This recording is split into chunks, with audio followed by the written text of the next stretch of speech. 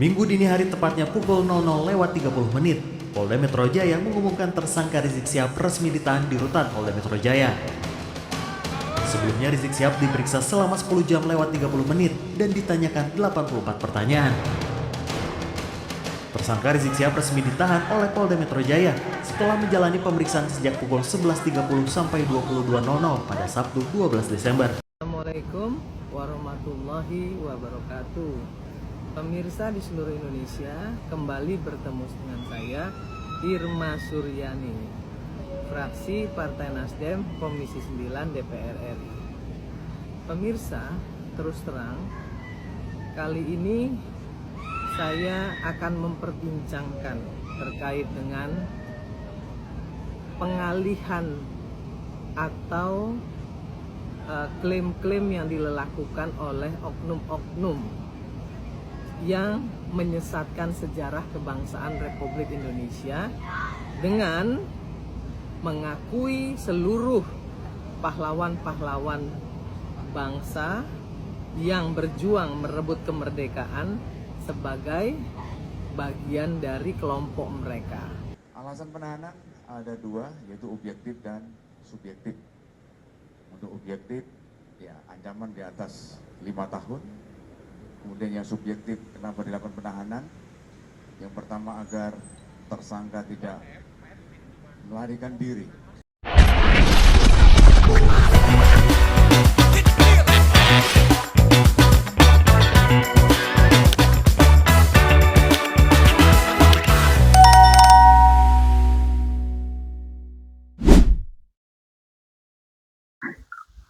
Assalamualaikum warahmatullahi wabarakatuh, sahabat pelita yang dirahmati Allah ya. Ada video yang sangat menarik yang harus kita simak bareng-bareng ya, tentang berita viral yang mungkin belum Anda saksikan ataupun belum Anda simak. Dan mungkin juga karena video ini kita bisa tercerahkan. Sahabat pelita yang dirahmati Allah, bagaimana videonya? Langsung, tidak usah menunggu lama-lama biar kita tidak penasaran. Langsung saja kita simak bareng-bareng ya. Tetapi sebelum kita lanjut, buat Anda yang belum subscribe channel ini, jangan lupa dukung channel ini dengan cara di like, di share, dan tombol loncengnya juga diaktifkan biar Anda tidak ketinggalan info kabar terbaru dari channel ini. Monggo disimak videonya. Di akhir video seperti biasa kita akan kaji bersama tentang video ini. Tanggapan Anda sangat dinantikan. Ini videonya, monggo disimak bareng-bareng. Silakan. Minggu dini hari tepatnya pukul 00.30 menit, Polda Metro Jaya mengumumkan tersangka Rizik Syihab resmi ditahan di rutan Polda Metro Jaya. Sebelumnya Rizik Syihab diperiksa selama 10 jam lewat 30 menit dan ditanyakan 84 pertanyaan. Tersangka Rizik Syihab resmi ditahan oleh Polda Metro Jaya setelah menjalani pemeriksaan sejak pukul 11.30 sampai 22.00 pada Sabtu 12 Desember. Rizik keluar dari Polda Metro Jaya pukul 00.30 dengan tangan di borgol dan dijemput mobil tahanan, kemudian dibawa ke rutan Polda Metro Jaya untuk ditahan selama 20 menit ke depan. Kepala Divisi Humas Polri Argo Yuwono mengatakan, Rizik diberikan 84 pertanyaan, termasuk pertanyaan seputar FPI. Rizik terancam hukuman penjara di atas 5 tahun dengan sangkaan pasal 93 Undang-Undang Nomor 6 Tahun 2018 perihal karantina kesehatan, pasal 160 KUHP tentang penghasutan di muka umum, dan pasal 216 KUHP karena tidak menuruti perintah atau permintaan aparat. Terkait hasil pemeriksaan dan detail sangkaan, Polda Metro Jaya mengatakan akan dijelaskan di pengadilan. Sebelum menjalani pemeriksaan, Rizik sudah dicek kesehatannya mulai dari pemeriksaan swab antigen COVID-19 yang hasilnya negatif, cek tensi, dan gula darah yang hasilnya dalam kondisi sehat. Alasan penahanan ada dua, yaitu objektif dan subjektif. Untuk objektif, ya ancaman di atas 5 tahun. Kemudian yang subjektif, kenapa dilakukan penahanan? Yang pertama agar tersangka tidak melarikan diri. Kemudian tersangka tidak menghilangkan barang bukti. Dan yang ketiga adalah tidak mengulangi perbuatannya. Dan intinya juga dilakukan penahanan adalah untuk mempermudah proses penyidikan. Pasca ditahannya Ketua FPI Rizik Syihab, Dalam kasus kerumunan massa di Petamburan beberapa waktu lalu, tim kuasa hukum Rizik Syihab menilai hal ini merupakan dekriminalisasi hukum. Padahal Rizik Syihab sudah menaati proses hukum yang berlaku. Rencananya tim kuasa hukum Rizik Syihab akan melakukan upaya pra-peradilan terkait proses penahanan dan penetapan tersangka Rizik Syihab dalam kasus kerumunan massa di Petamburan beberapa waktu lalu. Habib Rizik di sini sudah membuktikan ketaatan hukumnya. Beliau datang, sanksi diterima, denda dibayar, meskipun beliau bukan panitia, gitu kan. Kalau itu kita ada rencana untuk pra-peradilan terkait proses penangkapan, penahanan dan penetapan tersangka. Dan tapi itu teknis. Kita juga menghormati pihak kepolisian. Tadi pihak Habib Rizik juga mengatakan berterima kasih lagi-lagi, kebesaran hati beliau luar biasa mendapat perlakuan seperti itu, tapi tetap bersyukur dan berterima kasih kepada pihak kepolisian atas perlakuan baiknya. Aziz Yanuar menambahkan bahwa 5 tersangka kasus kerumunan selain Rizik Syihab saat ini sedang menjalani proses pemeriksaan. Assalamualaikum warahmatullahi wabarakatuh. Pemirsa di seluruh Indonesia, kembali bertemu dengan saya, Irma Suryani, fraksi Partai Nasdem, Komisi 9 DPR RI. Pemirsa, terus terang, kali ini saya akan memperbincangkan terkait dengan pengalihan atau klaim-klaim yang dilakukan oleh oknum-oknum yang menyesatkan sejarah kebangsaan Republik Indonesia dengan mengakui seluruh pahlawan-pahlawan bangsa yang berjuang merebut kemerdekaan sebagai bagian dari kelompok mereka. Saya sebut saja kelompok Ba'alawi. Terus terang, bagi saya, jika ada oknum-oknum yang mengaku-ngaku sebagai cucu Nabi, silahkan saja, sepanjang tidak menyesatkan umat. Apalagi kemudian menyesatkan sejarah perjuangan kemerdekaan bangsa Indonesia. Itu sudah perbuatan kriminal menurut saya. Karena itu menyesatkan seluruh perjuangan rakyat Indonesia dari Sabang sampai Pulau Rote. Menghina pahlawan-pahlawan pribumi, pahlawan-pahlawan bangsa kita. Saya tidak tahu sebenarnya maksudnya apa, tetapi yang jelas ini sangat berbahaya. Kenapa? Karena bisa saja klaim-klaim ini adalah awal dari oknum-oknum yang secara terstruktur dan masif ingin mengklaim dan merebut Indonesia melalui ajaran-ajaran atau tafsir-tafsir agama yang salah. Bayangkan rakyat Indonesia ketika disampaikan W.R. Supratman, Wage Rudolf Supratman pun diakui sebagai bagian dari klan mereka. Ini sudah penyesatan sejarah yang luar biasa. Dan jangan salah, dari sini dimulainya perebutan atau klaim-klaim yang akan membuat Indonesia direbut secara perlahan-lahan oleh oknum-oknum imigran yang ingin menguasai Indonesia. Saya kira saya bukan ingin atau mau memprovokasi, tetapi hal seperti ini jangan disepelekan. Kita jangan terpaku, jangan terpancing hanya soal politik dinasti semata, tetapi ini jauh lebih berbahaya. Klaim-klaim penyesatan sejarah perjuangan bangsa ini lebih berbahaya dari sekedar politik dinasti. Kenapa saya sampaikan seperti ini? Karena ini adalah cikal bakal untuk mengarabkan atau memba'alawikan Indonesia dari sistem Pancasila ke sistem khilafah. Ini berbahaya menurut saya, ini harus kita hati-hati. Memang tidak seluruhnya ustadz-ustadz dari keturunan Arab itu tidak baik.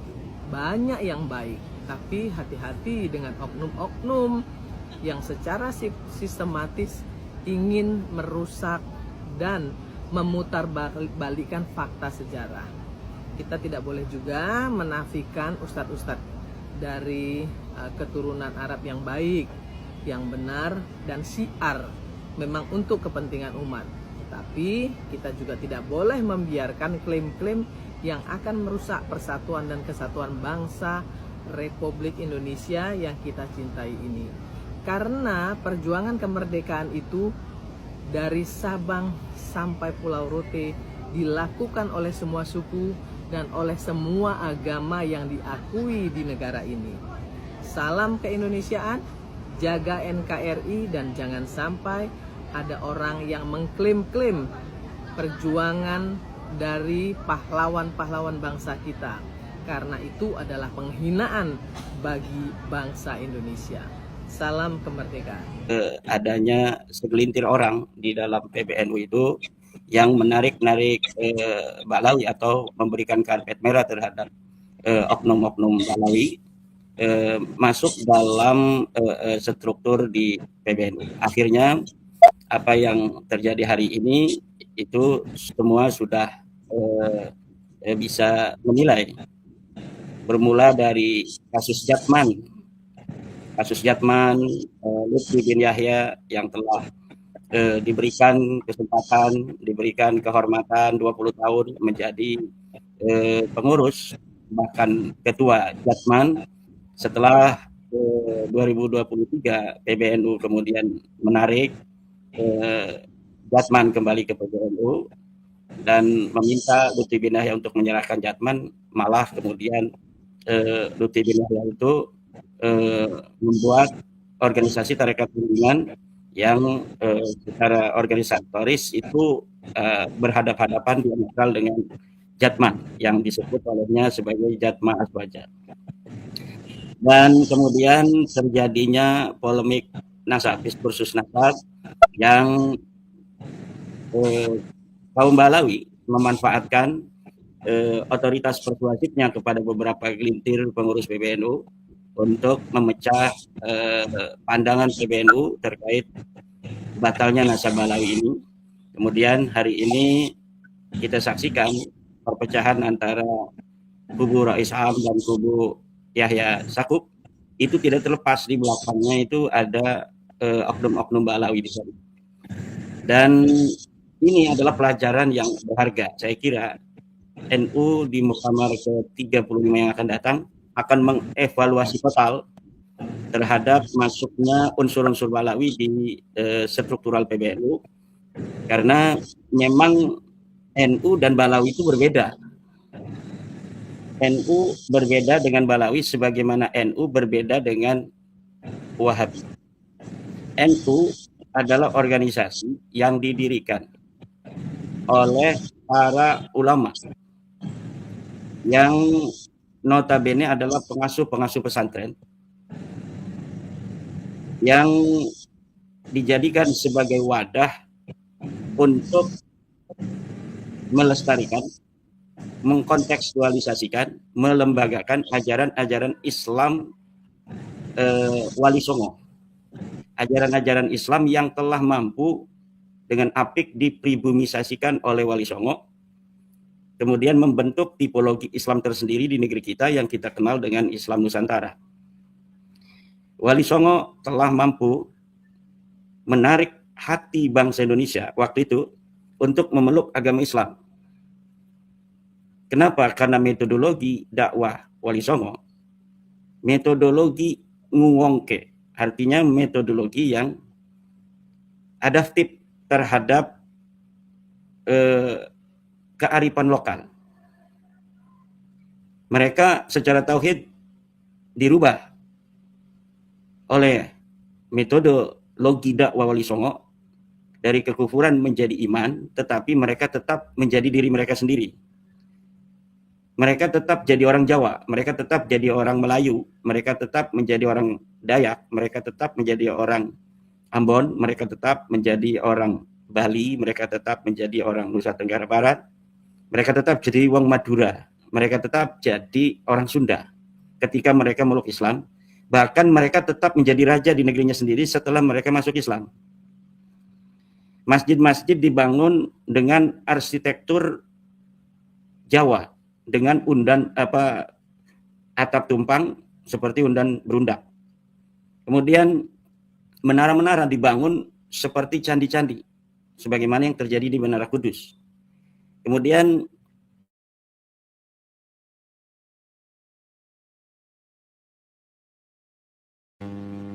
kesenian-kesenian Jawa seperti gamelan untuk terus berkembang dengan diisi oleh tembang-tembang, lir-ilir, gundul-gundul, pacul, tombo ati, dan lain sebagainya. Kemudian Wali Songo pula telah mampu untuk meyakinkan terhadap bangsa Indonesia waktu itu bahwa ketika mereka sudah menjadi Islam, mereka tidak akan menjadi budak dari para duat, para dai-dai yang mengislamkan mereka. Raja-raja tetap dari orang Jawa. Bahkan Wali Songo, walaupun secara otoritas persuasif begitu kuat pada waktu itu, untuk meningkatkan diri kepada otoritas koersif, misalnya dengan mendirikan kerajaan, itu sudah mampu karena pengikutnya luar biasa Wali Songo pada abad ke-16. Tetapi Wali Songo malah mengangkat Raden Fatah sebagai raja, bukan mengangkat Sunan Kalijaga. Di Cirebon yang diangkat cucu daripada Prabu Siliwangi. Yang di Banten yang diangkat adalah cucu daripada Prabu Sorosoan. Dan di berbagai tempat juga demikian. Jadi mereka telah mampu dirubah tauhidnya menjadi Islam, tetapi mereka tetap menjadi raja, mereka tetap menjadi orang Jawa, mereka tetap menjadi orang Sunda, mereka tetap boleh wayang kulit dengan lakon kalimah sada yang isinya adalah tentang syahadat. Orang-orang yang ingin melihat pertunjukan oleh Sunan Kalijaga tidak dipungut biaya, dia cukup mengucapkan kalimat syahadat. Siapa orang yang sudah Islam, dia boleh gratis dengan mengucapkan kalimat syahadat asyhadu an la ilaha illallah wa asyhadu anna Muhammadan abduhu wa rasuluh atau asyhadu anna Muhammadar Rasulullah. Itu cukup. Akhirnya Islam diterima begitu masif di abad 16 itu. Walaupun Ibnu Battuta telah memberikan reportase bahwa di abad ke-7 Hijriah itu Islam sudah ada di Nusantara ini, tetapi Islam dapat diterima secara luas ketika cara berpikir dakwah formulanya ditemukan pada abad 16, yaitu cara berpikir pribumisasi Islam. Jadi Islam yang universal itu, yang datang dari langit, itu kemudian diterjemahkan dan diinterpretasi oleh Wali Songo, sehingga tidak terjadi sinkretisme, tetapi di sana rasa kebudayaannya cukup kental. Jadi tidak ada sinkretisme agama Islam dan agama lain, tetapi penghormatan terhadap kebudayaan begitu dijaga oleh Wali Songo, kearifan lokal yang tidak bertentangan dengan tauhid universal Islam itu tetap dijaga, bahkan dihormati. Bahkan pada beberapa kasus, misalnya Sunan Kudus di Kudus, itu meminta kepada umat Islam tidak menyembelih sapi, padahal sapi itu dihalalkan di dalam Islam, demi untuk menghormati kepercayaan lama yang saat itu masih ada secara simultan beberapa komunitas yang memeluk agama Hindu, agar umat Islam ketika Idul Adha tidak menyembelih sapi. Sehingga umat Hindu semakin sayang, semakin cinta kepada para Wali Songo, dan kemudian secara rela mereka semua hampir itu masuk terhadap agama Islam. Saya kira apa yang terjadi di India sekarang ini, benturan-benturan antara umat Islam dan Hindu ini terkait dengan Islam yang berkembang mungkin di India sekarang ini tidak menggunakan cara berpikir Islam Nusantara. Kalau cara berpikir Islam Nusantara yang dipakai di India, benturan kelas itu antara umat Islam dan Hindu di India itu bisa dihindari. Maka itu umat Islam di India harus banyak belajar dari cara berpikir Islam Nusantara di Indonesia ini. Nah, sementara pada abad 20 itu, awal-awal abad 20 di mana NU dan beberapa organisasi lainnya itu tumbuh, cara berpikir itu telah dipisah oleh beberapa kolam-kolam yang berbeda. Kolam Islam pribumisasi Islam yang dibawa Wali Songo itu tetap bertahan dari generasi-generasi dibawa oleh para pengasuh-pengasuh pesantren. Kemudian Islam Wahabi masuk ke Indonesia, cara berpikir cara berpikir tekstualis yang kaku berkembang di Indonesia. Kemudian cara berpikir doktrinal Islam untuk kepentingan klan juga masuk mulai abad 19. Nah, 3 cara berpikir itu kemudian masing-masing tidak ada titik temu, sehingga melembagakan diri masing-masing. Cara berpikir pribumisasi Islam yang dibawa Wali Songo, yang secara lumintu dari generasi ke generasi dibawa oleh kiai-kiai pesantren, kemudian terlembagakan dengan Nahdlatul Ulama. Cara berpikir baru yang dibawa dari Arab Saudi atau dari Timur Tengah secara umum tentang pan-islamisme dan sebagainya yang kaku dan tekstualis itu kemudian melembagakan diri menjadi Muhammadiyah pada 1912. Nah, yang doktrinal untuk kepentingan klan itu kemudian terlembagakan dalam Rabita Alawiyah. Pada waktu itu para leluhur-leluhur kita, para orang tua kita berpikir memang 3 cara berpikir ini, poros utama cara berpikir Islam pada saat itu yang mempunyai otoritas persuasif di tengah-tengah masyarakat, itu tidak bisa bertemu, maka masing-masing membuat lembaga sendiri-sendiri. Orang-orang pesantren bikin NU, orang-orang Wahabi kemudian membuat Muhammadiyah, dan orang-orang Ba'lawi kemudian membuat Rabita Alawiyah.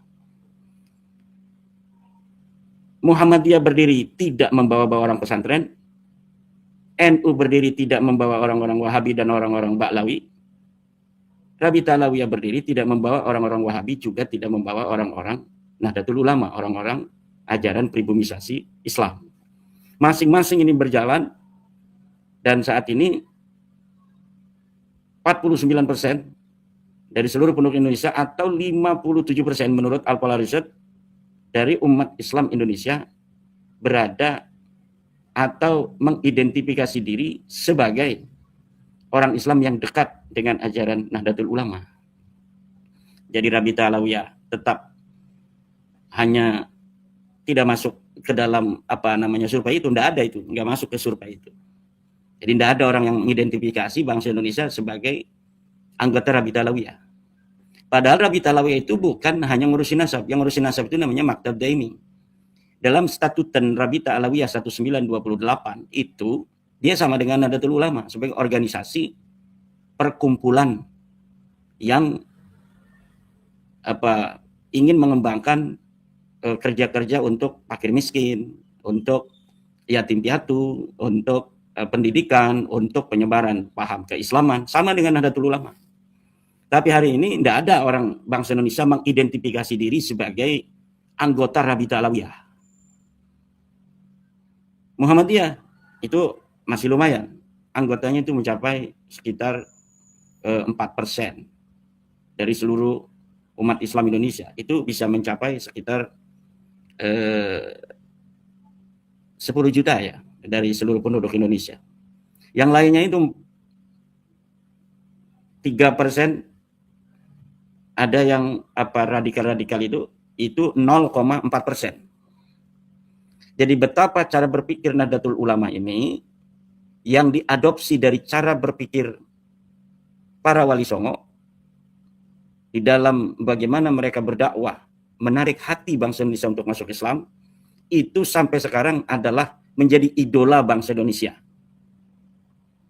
Nah, maka oleh karena itu tidak butuh Nahdlatul Ulama terhadap orang Wahabi, tidak butuh, pada orang Ba'lawi juga tidak butuh. Bahkan masuknya Ba'lawi 9 orang di 2020 yang dimasukkan oleh Kiai Miftahul Akhyar dan Kiai Yahya Sakub telah melahirkan sebuah fenomena organisatoris yang kita lihat sendiri sangat memalukan. Jadi masing-masing aja. Rabita Alawiyah silakan dikembangkan oleh orang-orang Ba'lawi itu. Jangan numpang-numpang di NU. Coba kalian dengan secara jantan kembangkan aja ajaran-ajaran cara berpikir Rabi'ah Alawiyah. Kemudian jajakan kepada bangsa Indonesia, mau masuk nggak itu bangsa Indonesia kepada cara berpikir mereka yang doktrinal demi kepentingan klan. Jadi ajaran-ajaran Islam dijadikan kendaraan untuk menyisipkan doktrinal pengagungan terhadap klan. Jadi dia membawakan ajaran yang menguntungkan dirinya. Nanti masyarakat akan menilai ajaran semacam ini apakah patut untuk dijadikan sebagai acuan kita beragama atau tidak, atau cara berpikir Nahdlatul Ulama yang diwarisi secara genealogis dan juga secara ideologis dari Wali Songo itu, atau yang satunya lagi yaitu cara berpikir yang tekstualis, yang kaku, yang diadopsi dari cara berpikir Wahabi. Itu biarkan nanti masyarakat memilih sendiri. Jangan masuk mengidentifikasi diri secara artifisial terhadap Nahdlatul Ulama, tetapi mempunyai loyalitas ganda ketika terjadi benturan kepentingan antara ajaran-ajaran Islam Nusantara dan ajaran doktrinal pengagungan klan. Kita sudah bisa menyaksikan beberapa peristiwa hubungan antara Nahdlatul Ulama dan klan Ba'alawi adalah hubungan-hubungan yang tidak mencerminkan kesetaraan. Orang-orang suci dari kaum Nahdlatul Ulama yang berhati tulus, yang husnudzon sentris, berhadapan dengan orang-orang yang mempunyai cara berpikir yang ingin mencari keuntungan untuk kepentingan klan. Kita bisa melihat misalnya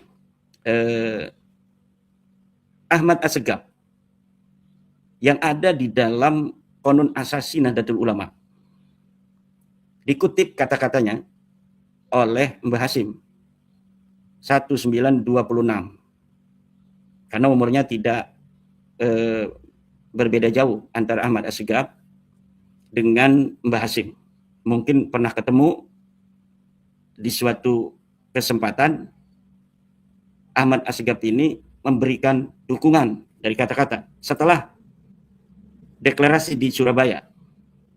Nah, akhirnya pada muktamar pertama setahun kemudian, kata-kata Ba'alawi yang namanya Ahmad Assegaf ini dikutip oleh Mbah Hasim bahwa Ahmad Assegaf ini menyerukan pada umat Islam untuk masuk ke Nahdlatul Ulama.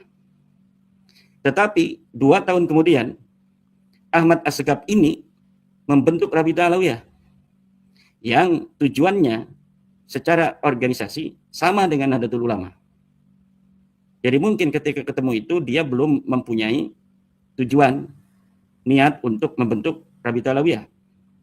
Tapi ketika bertemu Mbah Hasim, dia mujamalah mendukung, kemudian Mbah Hasim mungkin mengutip kata-kata itu bahwa umat Islam masuklah ke Nahdlatul Ulama, ada di situ di dalam Qonun Asasi.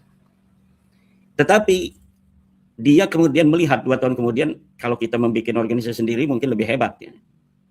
Akhirnya dia membuat organisasi sendiri. Kalau dia betul-betul tulus mendukung Nahdlatul Ulama, dia tidak akan membentuk Rabi'ah Alawiyah pada 2 tahun kemudian. Saya kira ini jadi pelajaran. Dan banyak lagi tuh kisah-kisah yang semacam itu, bahwa ketika tidak ada kesempatan, mereka mengaku bahwa dirinya bagian dari Nahdlatul Ulama. Tapi kalau ada kesempatan menyaingi, maka mereka akan menyaingi. Mereka akan menggembosi Nahdlatul Ulama dari dalam. Dan ini bukan asal ucap saya punya data. Taufik Assegaf misalnya. Taufik Assegaf itu pernah menjadi Mustasar PWNU Jawa Timur. Tapi ketika anak-anak Banser kita membakar bendera HTI di Garut atau Cianjur, saya lupa, dikecam anak-anak Banser, katanya itu bukan membakar bendera HTI tapi membakar bendera La ilaha illallah. Orang-orang radikal itu dari EPI dan lain sebagainya, mengecam Banser membakar kalimat tauhid. Ketua GP Ansor Gus Yakut mengatakan itu bukan bendera tauhid, itu bendera HTI ormas terlarang. Tapi orang-orang radikal tetap bahwa Ansor harus minta maaf. Di tengah serangan dari orang-orang luar Nahdlatul Ulama itu, apa yang dilakukan oleh Taufik Segaf? Dia malah menyalakan api atau menyebor bensin dari api yang sudah menyala. Dia dalam kesempatan pengajiannya itu menyalahkan anak-anak kita Banser. Bahkan dia meminta pemerintah untuk menindak tegas anak-anak Banser. Bahkan dalam kesempatan itu pula dia sempat menyatakan bahwa ketua Banser itu banyak duitnya sekarang. Artinya sekarang itu ketika menjadi ketua Banser. Sebelumnya miskin. Ketika sudah jadi ketua Banser, kaya raya. Artinya apa? Ada transaksi di situ. Ini tuduhan yang keji. Orang yang sudah dimasukkan sebagai mustasar di tingkat PW, di Jatim, bukannya membela anak-anak kita yang sedang berjuang untuk memberantas paham-paham radikal semacam HTI yang ingin mengganti dasar negara Pancasila, malah kemudian dia bukan memberi nasihat, tetapi meminta pemerintah untuk menangkap, meminta pemerintah untuk menindak tegas. Saya ulangi, kata-kata Taufik Segaf itu bukan menangkap, tapi menindak tegas. Tapi itu sudah cukup untuk kita menilai bahwa dia tidak tulus dalam mencintai Nahdlatul Ulama. Kesalahan bisa terjadi bagi anak-anak kita. Tetapi ketika masih ada musawwir, masih ada sadil untuk membuat alasan, maka alasan itu yang harus kita pertimbangkan. Bukan malah kita seakan-akan berada di luar untuk melihat kesalahan anak-anak kita. Padahal kita yang ngomong bahwa HTI ini menyimpang. Abuya Demyati, Abuya Muhtadi sudah berfatwa, HTI ini haram. Abuya Muhtadi itu adalah merupakan pengurus Nahdlatul Ulama, kesepuan di Nahdlatul Ulama. Anak-anak kita menerjemahkan daripada ungkapan orang-orang tuanya demi menjaga negara dan bangsa itu. Itu salah satu contoh. Contoh lain, Zain Umar bin Smith 2019. Dia ketua Rabita Alawiyah 2020 sampai 2020. Pada saat Nahdlatul Ulama mengusung Kiai Ma'ruf Amin sebagai wakil presiden untuk Bapak Jokowi, bulan April akan terjadi pencoblosan di 2019.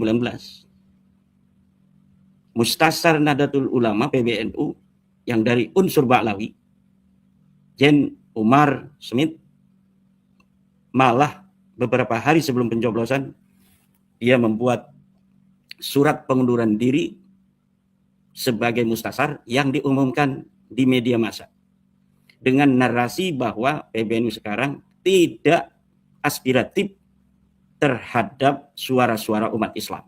Ini adalah penggembosan agar pendukungnya tidak mendukung calon yang diusung oleh PBNU ketika itu.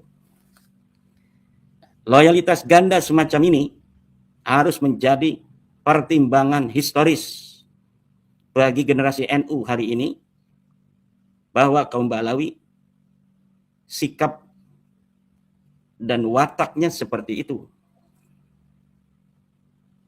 Kalau misalnya kita masih memberikan kesempatan kepada mereka untuk berada di struktural PBNU, maka akan ada benturan kepentingan dari cara berpikir Nahdlatul Ulama dengan cara berpikir mereka yang mempunyai kecenderungan klan sentris, pengagungan terhadap mereka.